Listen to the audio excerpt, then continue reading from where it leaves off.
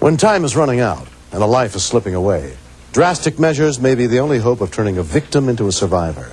I'm William Shatner. Tonight, true stories of men and women whose courage is an inspiration on Rescue 911. We begin around 10 p.m. on June 28, 1991, along a crowded stretch of Interstate 75, just outside Valdosta, Georgia.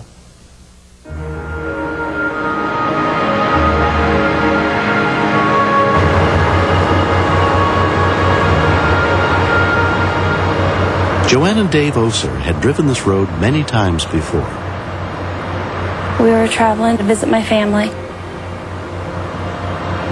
Sometimes you're on stop and go on I-75. It was not like that at all. It was pretty full.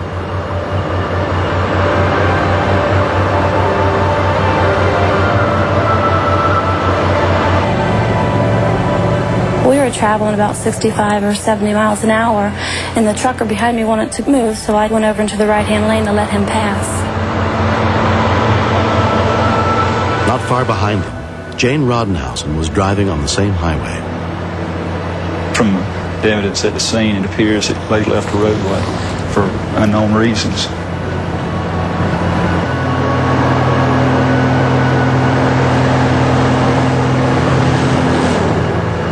More than likely, she fell asleep.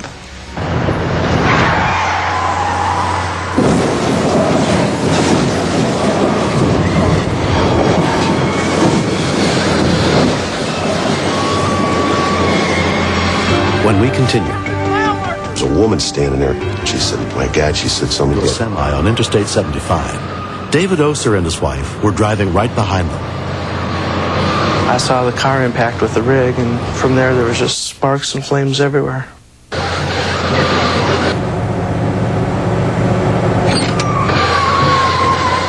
I was hoping he wouldn't jackknife. A few cars back, off-duty police officer Marty O'Connell and his family could not see what was happening. I could smell burning rubber. I could see glass and smoke. From my past experience being in law enforcement and whatnot, I knew then there was a car accident.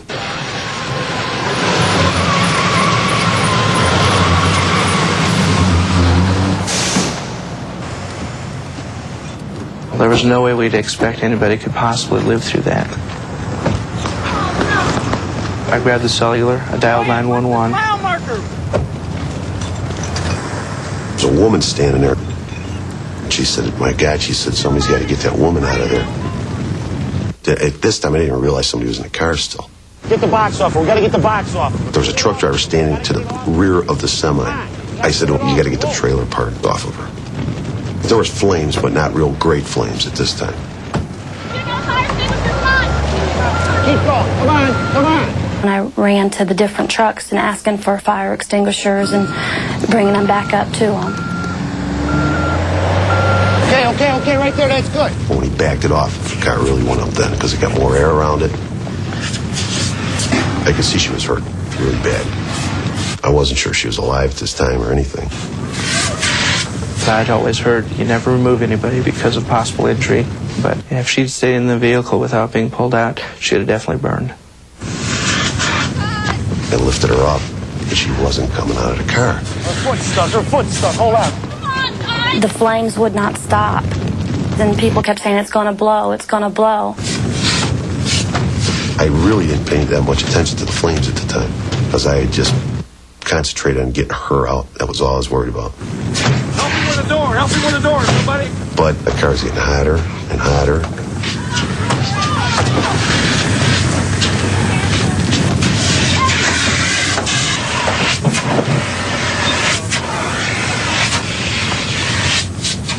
I could feel her when I picked her up. Her leg was broken. I thought for sure she was dead. We looked back to the vehicle, and probably within a minute it was totally engulfed. The 1st Cook County Rescue Unit arrived on the scene, including paramedic Ron Register. When we first got there, my partner asked me, was she alive? She was unresponsive, barely breathing. We saw that she was burnt 18 to 20% 3rd degree and 2nd degree burns on one side of her body. We was figuring head injury, we was figuring C-spine injury, so we had to be suspicious of everything. I knew there was a possibility that she could die at any time.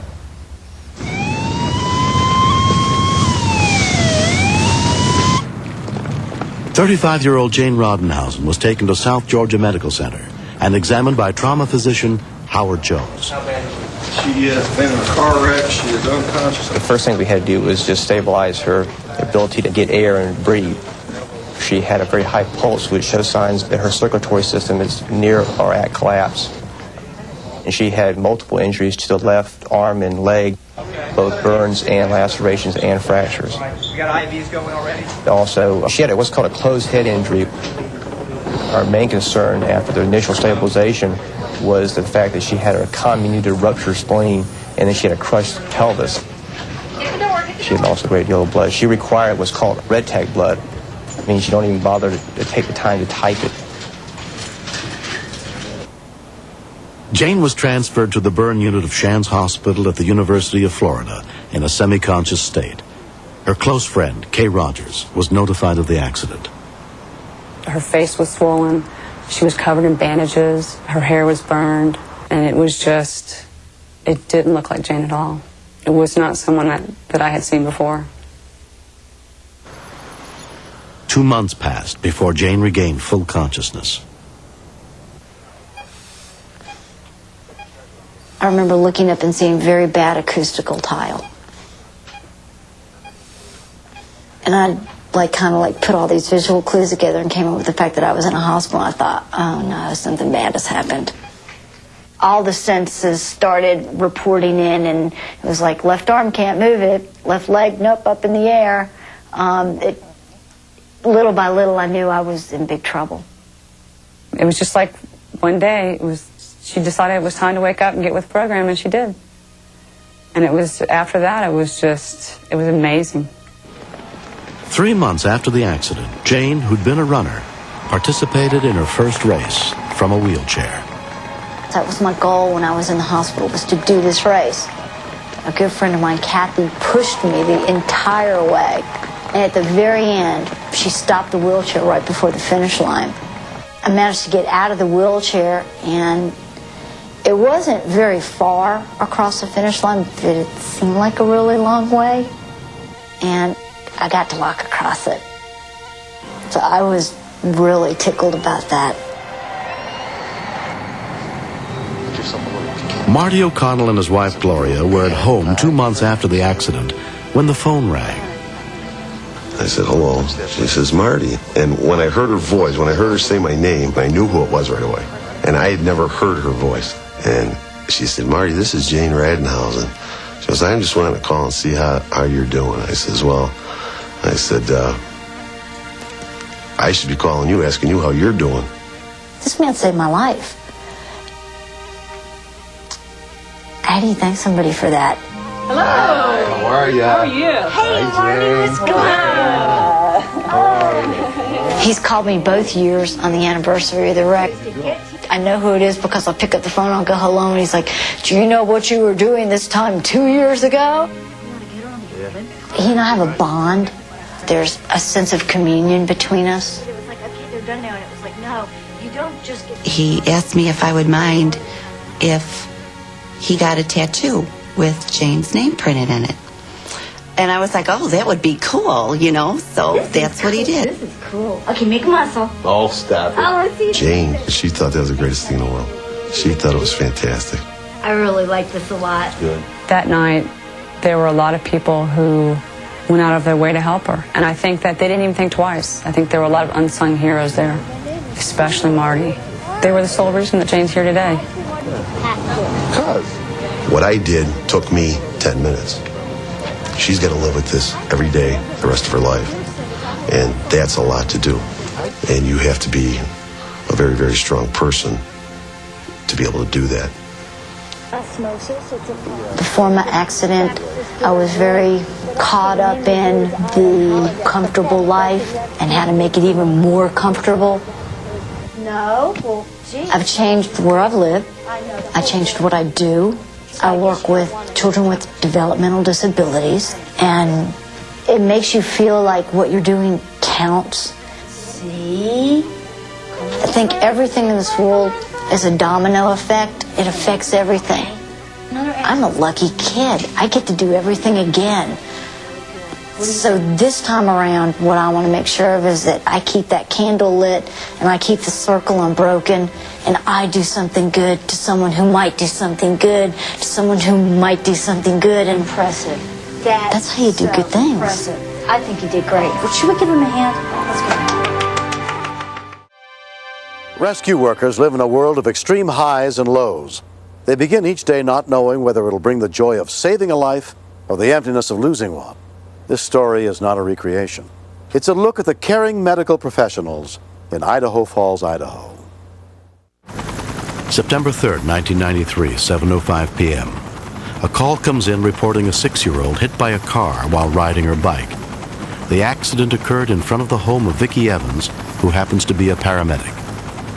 I heard the thud and saw the little girl flying away from the car onto the cement. The police measured it and told me that she had flown 39 feet. She was not conscious, and I kept her on her side so that the vomitus would go out of her mouth and not get down into her airway. By this time, the quick response unit from Shelley had arrived, and I said, I'm a paramedic with the Idaho Falls Fire Department, and I want oxygen, and I want a backboard, and I want your suction now. She was never conscious. I got there, and she's never been conscious. After we got her in the ambulance, her mother arrived, and I could see her looking for any sign of hope that she was okay. The little girl's mother, Brenda Price, was at home a block away when she heard the sirens. Nobody was making any promises that she was going to be okay. I didn't want to get in their way because I knew that they were the people who could help her. I really couldn't. We're going to put her on board the ship and we're going to fly her to the hospital. Have you got someone to take you to the hospital? Yes. Why don't you go ahead and start there now? 6-year-old Jenna is taken to the Air Idaho rescue helicopter under the care of flight nurse Margaret McGill. My secondary assessment, her abdomen was firmer than the first time I examined it. She probably was bleeding inside. We got to get her to a hospital that can operate on her now. When we continue. With children, a lot of times they'll hold steady, and then all of a sudden the bottom will drop out. And she just looked like one of those people where that was going to happen soon.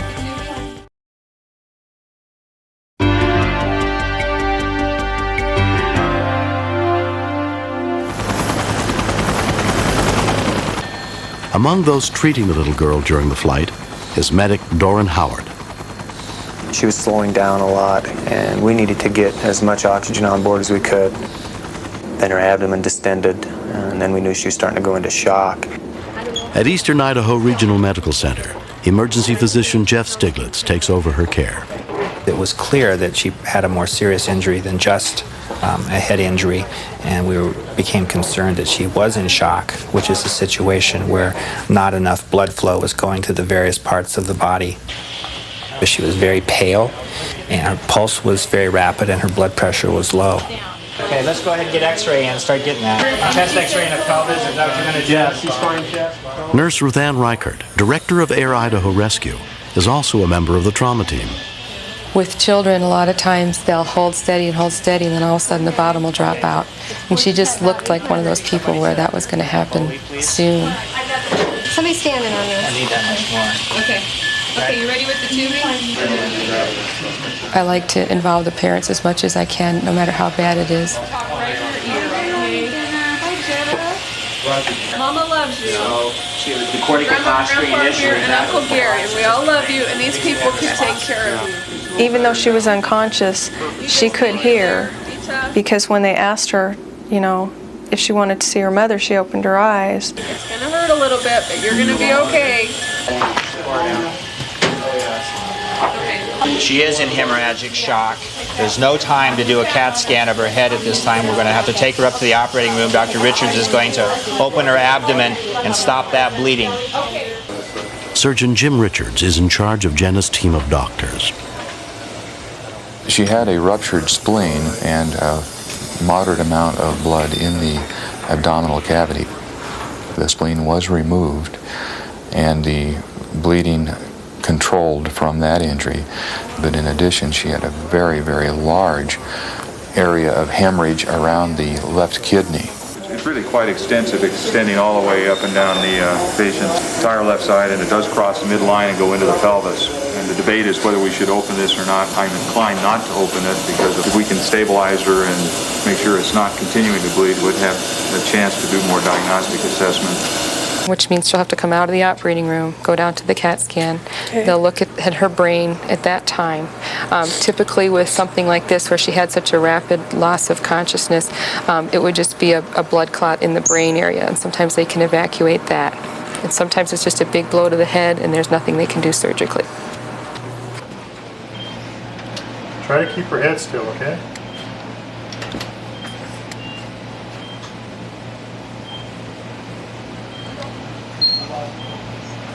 So far, each picture is looking basically normal. Third ventricle is right square in the midline, so that means there's no swelling on either side, which is good.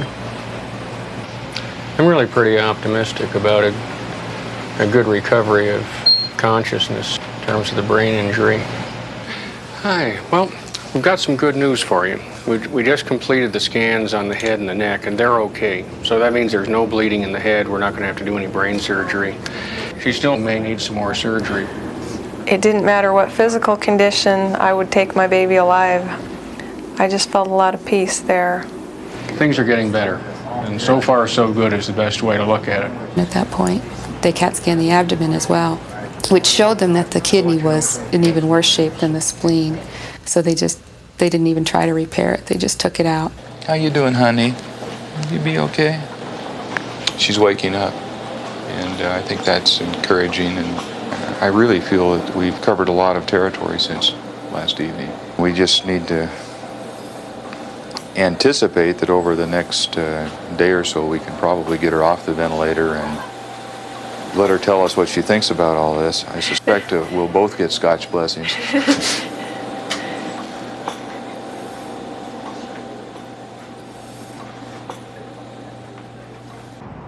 The day after the accident, neighbor Vicki Evans stops by to see Jenna. Not as much as it does to you guys, but There's just no way to say thank you for saving a child, you know? I know, but I'm glad I was there.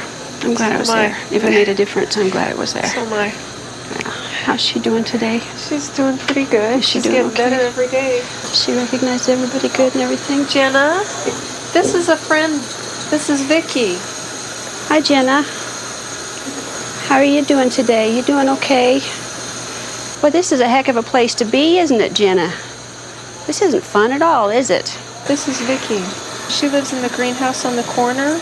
She was there when Jenna got into the accident. I was very gratified that I had been trained to the point that I was able to react appropriately for the situation without even thinking about it, because when it happened, I was scared to death. And I'm going to go and let you rest now.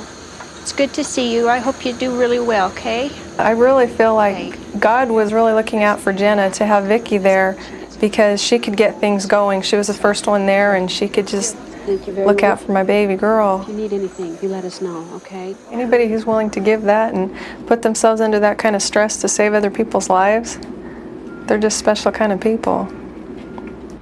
Though the problem was not visible during the CAT scan, Jenna K. Price suffered a traumatic brain injury. Her recovery has been slow. Jenna has had to go through some intensive physical therapy to rehabilitate her to where she can use her arms and her legs again like she did before. She's always been very spunky, and it's good to see her want to get out there and get moving and do what everybody else is able to do. Okay, honey. I think that spirit of hers really keeps her going. I like to make snowmen and throw snowballs at my mom and my sister. Hey, how come you're ganging up on Mom? Ah. As a single parent, I've told my girls that no matter what comes along, it doesn't matter because we can get through it as long as we hold together. When Jen was in the hospital, I held her hand and I remember reading her books. I'm going to remind Jen to always look both ways and to go kind of slow and wear a bike helmet. We had an amazing amount of support from our community. In December, I wrote a letter telling them thank you and suggesting to them that buying a bike helmet for their child for Christmas would be a truly loving gift. If I had the accident after Christmas, I would have been wearing my bike helmet. It is important to wear a bike helmet so you don't crack your head open. You ready to go in? And warm up and dry off? I am just so grateful that Jen is getting better. She brings a lot of joy to people. It's still snowing. I think that God was saving her for a special reason. Next. Okay, my brother. Even though it was really hard to understand his individual words, it was not hard to understand that something was really wrong.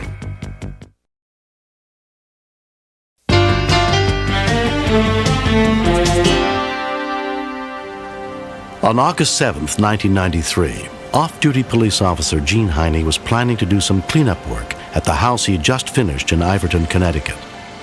Gene stopped by his parents' house first to pick up his younger brother Eric so he could help.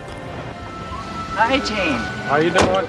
Gene was going to be moving some boxes from his apartment up to his new home. Hi, how are you? Well, thanks. You look tired, big guy. Eric doesn't get to spend as much time as he would like with Gene. You ready? Right. Make sure he buys you lunch, too. You do. One thing about Eric and other Down syndrome children, they only see the good side of people. They never see anything bad about anyone. See you later, fellas. He's more or less taken it on his own to be competitive and want to learn, you know, whether it's the Special Olympics or his volunteer work with the fire department or on the job. So he's a special guy, that's it. He's just special. I'll show you what we're going to do next. We're going to take this entire pile of wood. There was a pile of scraps of lumber that the builders had tossed out by the side of the driveway. Gene decided that maybe they should move that lumber down the hill. I love that. Throw the wood down. Swing all the way down. Bing! There's a wax down below. Stay back, Jane. Almost got him.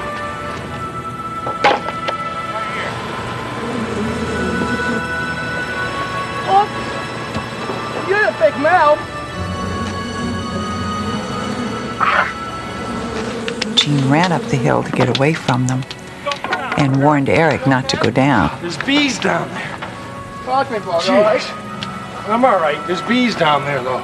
I saw the bees, front and back as legs.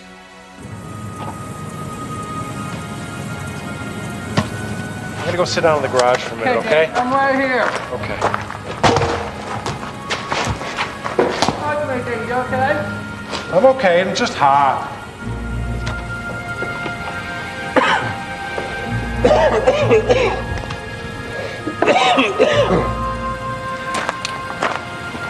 You okay? I'm okay. This red apple, he sweat.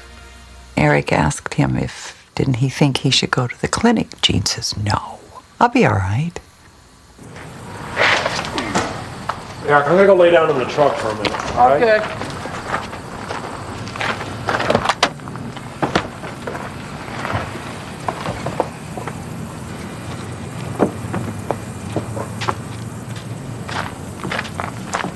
Hey, Gene, you okay? I'm okay. Go to the hospital? No, I don't want to go to the hospital. He's a little bit lightheaded. I talked to him. Just lay down, he's fine.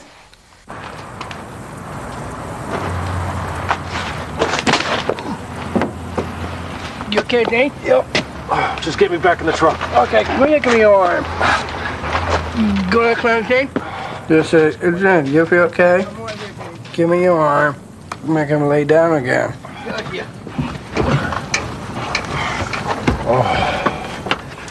Now check his forehead. Jane, you're warm. No, I don't. Sorry, you just don't listen. Go to the clinic. We just have to lay down. It'll be okay to blow. Okay. Why don't you go on? I'll be all right. Okay.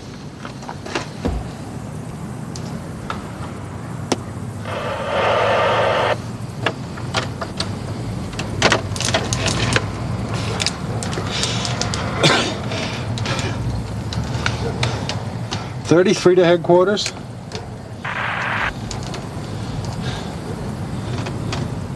.33 to headquarters. 33 to headquarters. No one responded at all. Eric? Go down to the bottom of the hill to the house and call for help. Okay. I think, knowing Eric, that it really began to hit him, the seriousness of it.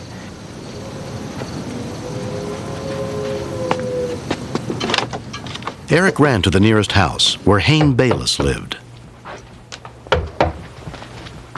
I opened the door, and there's this guy there, and he was trying to tell me something was wrong. My brother to the hill. You're standing by the base. Okay, your cell phone. Even though it was really hard to understand his individual words, it was not hard to understand that something was really wrong. Local fire and ambulance volunteers were immediately dispatched to the scene, along with Middlesex Hospital paramedic Phil Coco, who happened to be a good friend of Jean's. As I pulled up, Eric came down to the truck and had told me that someone had been stung by a bee. He didn't indicate exactly who it was at the time. Yeah. Volunteers of the Essex Fire Department had begun care.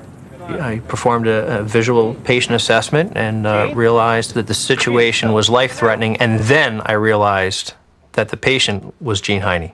Let's take another pressure, because I don't feel a radial pulse. Anaphylactic shock begins very rapidly, has a very rapid onset, and generally speaking, there's only very few minutes from the time of onset until death. All right. Listen to the Bilsy, okay? I said, God, let my brother live. I'm gonna start crying. Not let my brother die. I love him. I need your arm over here, Gene, okay? Sure. Okay, I need to start another IV over here, Gene, so we can give you more fluid, okay? To reverse the situation, we needed to establish some large bore IVs and get some fluid going, and to restore blood pressure. And we also, more acutely, needed to administer epinephrine and Benadryl. Okay, guys, on 3. 1, 2, 3, well. Here, Jane. Down. Guys, I get hit you. That's it. Jane, don't lose me. Fight it. Get better. I'll take you down to the clinic and we'll watch him go.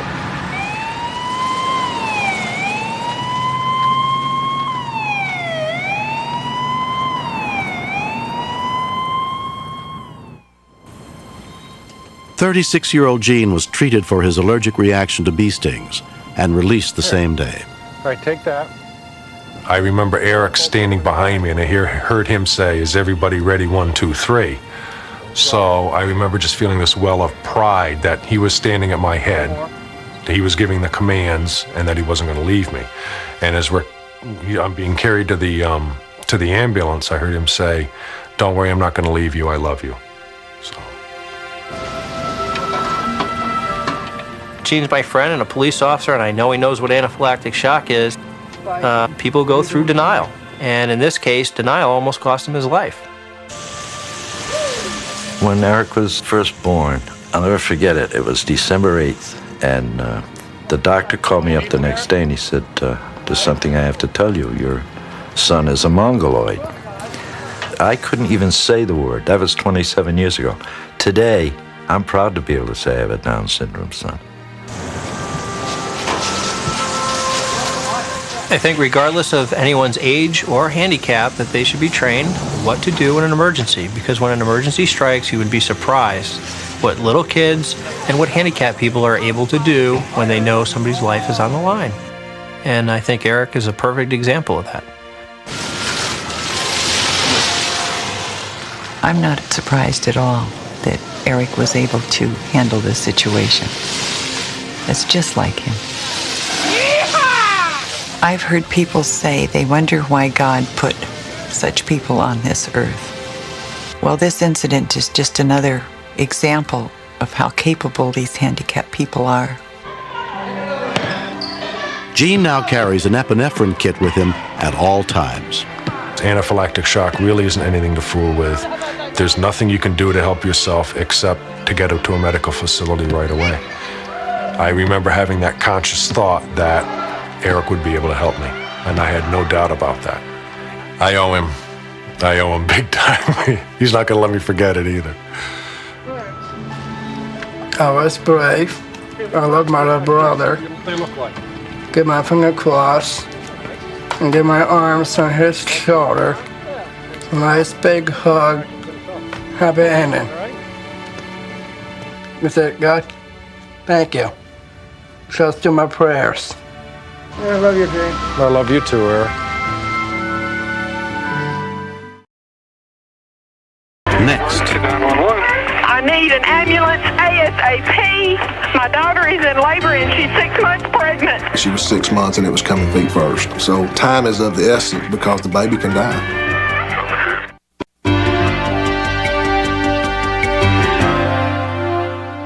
18-year-old Marcia Goff and her husband Jamie were living with Marcia's mother, Sheena Roach, at her home in Springfield, Tennessee, while awaiting the birth of their first child. Sheena shared their happiness and looked forward to becoming a grandmother. But on August 3rd, 1993, their excitement and anticipation unexpectedly gave way to fear.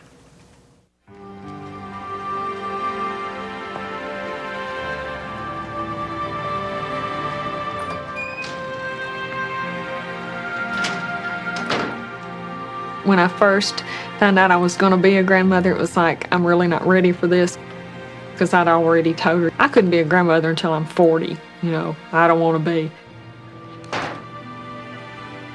Around 7 p.m., Marcia's husband Jamie returned home from work.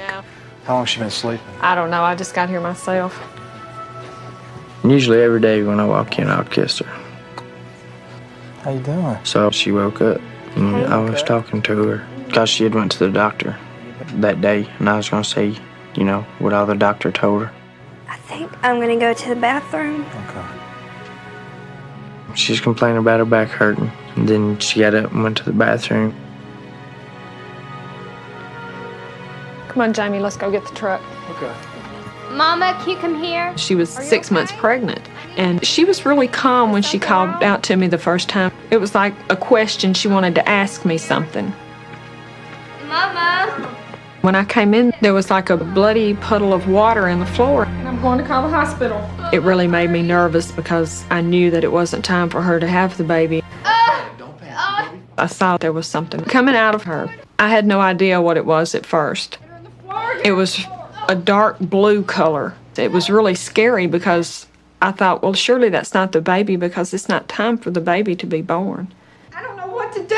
And then I realized that coming out of Marcia was 2 little feet. At 7:15, Sheena's call for help came in to Robertson County dispatcher Phil Parker. Emergency 911. I need an ambulance ASAP. My daughter is in labor and she's 6 months pregnant. Okay, ma'am, you need an ambulance at Mount Zion Road? Yes, I do. How old is your daughter, ma'am? She is 18. 18-year-old? Is this her first child? Yes, it is. Okay, stay online with me. I'm getting an ambulance en route to you. No. Okay, has she had any kind of bloody show or anything? Push, Marcia. Tell her do not push. I'm sorry, the baby is already out. The baby is out? Yes, it is. Push, Marcia. Paramedic Director Jackie Wilkerson was called in. Okay, ma'am. Do you see the baby's head? No, not yet. It came out feet first.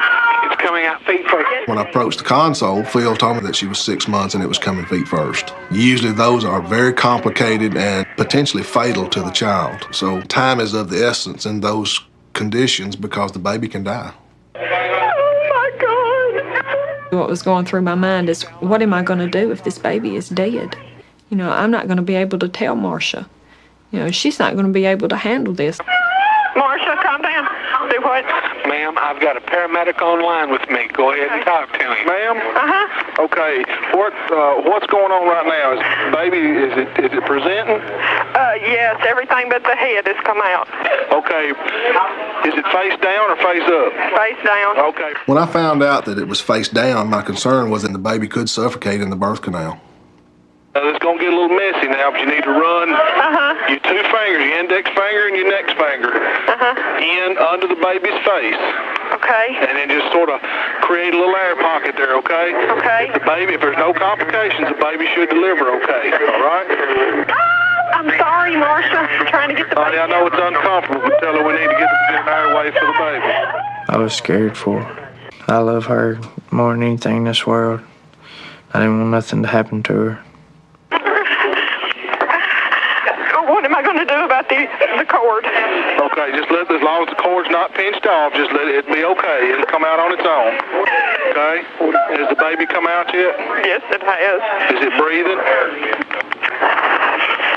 Is it crying or moving? No. It was almost a morbid no, and that really concerned me.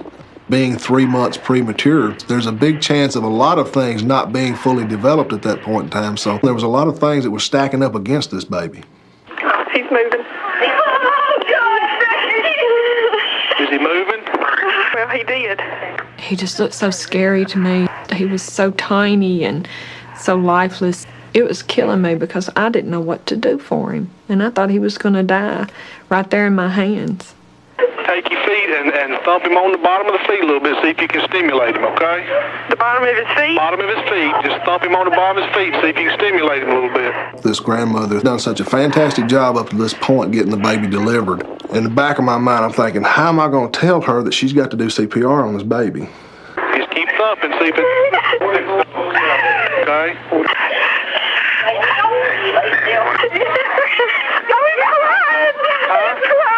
He's crying? All right. After he let out that first cry, nobody could ever imagine how wonderful that was. We were kind of laughing and crying at the same time. It was a very exhilarating moment. Everything, the worst is over right now, okay? Within 8 minutes, the 1st Robertson County Rescue Unit arrived on the scene, led by paramedic supervisor Mike Clark. Is he breathing? When we first saw the child, we were very concerned. He was very blue. He was laying real still. He would not respond very much stimulation at all. When the paramedics got here, it was just like a big weight off my shoulders. It appeared that the family thought everything was fine. They were elated that the child had been born and they had part in it. But we knew we had a very critical situation on our hands. We'd not expect this child to survive.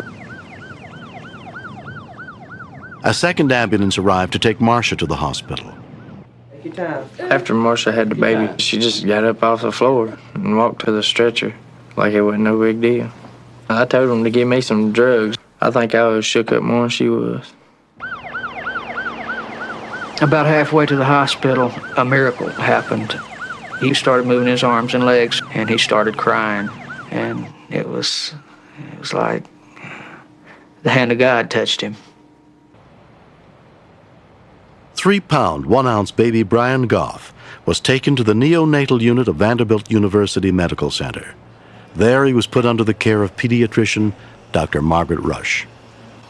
Baby Brian was born in an unwarmed, unprepared environment, so he actually became cold stressed. But his lungs were mature and he was able to breathe on his own. Really, he did very well. You can do a little arm. On the 4th day after Brian's premature birth, his parents were finally allowed to hold him for the first time. What really frightens me is the fact that we almost lost him. And seeing him laying over there in the hospital was the worst feeling in the world. Brian spent more than 6 weeks in the hospital. A few days before his original due date, he came home to join his family. Okay. You're coming out. You're coming out. I need the granddaddy. I really love being a grandmother. He is the most special little child that was ever put on this earth to me, and I love him so much. And being there when he was born has made him that much more special to me. My relationship with my mom has gotten stronger through this. I couldn't have made it without her, and I love her a whole lot. I'm Sheila. How you doing? Glad to. I'm Jackie. This is Mike. Nice I don't to think see you you remember again, much about it. I am very thankful for the 911 operator and the paramedic that taught me through the whole thing. I would have never been able to have known what to do for Brian, and of course he would have never took his first breath. You want to hold it? Yeah, let me try him out here. It's been a while. I feel like I was a help, but I feel like the grandmother was the main factor that this child is in the world right now. She did everything that I told her to do. She was fantastic. She really was. Since you did most of the work, I'll let you. I'm very happy that this child made it. I want to hold him and hug him. Yeah, he's come a long way. Makes me feel very good that I made a difference. I'm not going to have a little facelift when she gets through kissing all over me. I've heard several people mention to us that he's just a miracle baby, and to us, he definitely is a miracle. I know he's going to be loved so much, and I know he's going to be spoiled rotten.